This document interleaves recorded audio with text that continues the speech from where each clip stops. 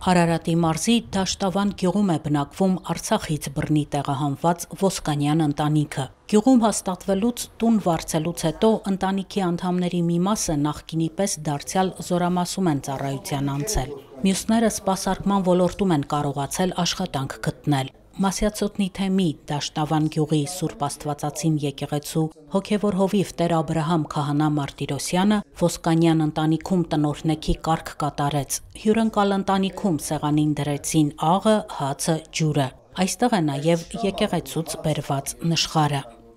Այնտեղից, ինչպես բոլոր մեր արցախաբնակ հայերն ու ընտանիքները, այդպես էլ իրենք սեպտեմբերյան դեպքերից պայմանավորված դուրս եկան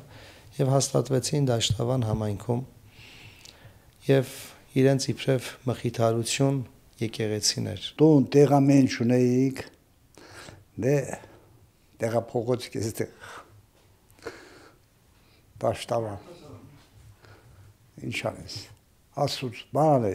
օգնի, մենք հետ վերադառնանք։ Քրիստինա Սարգսյանը պատմեց, որ Տեր Աբրահամի առաջնորդությամբ վերջերս ուխտավորաբար այցելել են Վիրահայոց թեմում գտնվող եկեղեցիներ, մասնակցել են պատարագների, եղել են տեղի մշակութային հաստատություններում։ Դաշտավան համայնքի մարդկանցից շատ գոհ ենք, որ իրանք ամեն ձևի մեր կողքին են, փորձել են, որ ինտեգրվենք,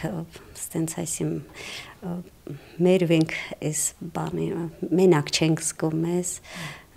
մասնակցում ենք ուխտագնացության համայնքի հետ, տարբեր տեղեր են գնում, այդ օգնում է մեզ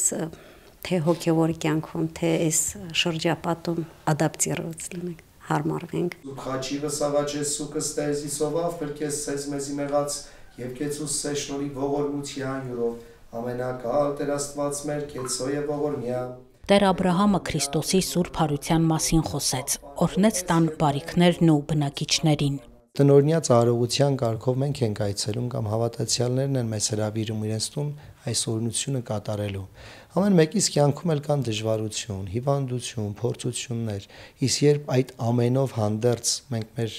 հայացքը երկինք ենք ուղղում այնտեղից օգնություն ստանալու, ամեն ինչ Աստծո օգնությամբ ավելի հեշտ է հաղթահարվում։ Կան ընտանեկան կարգավիճակներ, որտեղ ներքին խաղաղությունն է կորված, ընտանեկան հաշտությունն ու անդորն է խաթարված, եւ այս օրհնությունը լավագույն առիթն է, որ ամբողջ ընտանիքով երբ աղոթքի են կանգնում, այդ արարողության րոպեների ընթացքում ներքին զգացումն է առաջանում, որ միասին Աստծո աչքի առաջ ենք եւ այդպես էլ պիտի ապրենք։ Եվ խոսում ենք սիրո, հարության մեծագույն նվիրման մասին։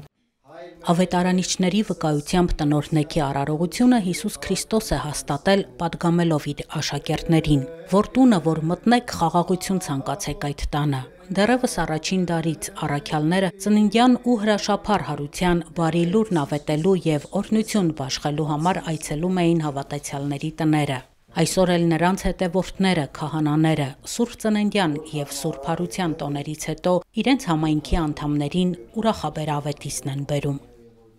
Աննա Թամրազյան, Հարություն Տոլանյան, Եկեղեցական կյանք։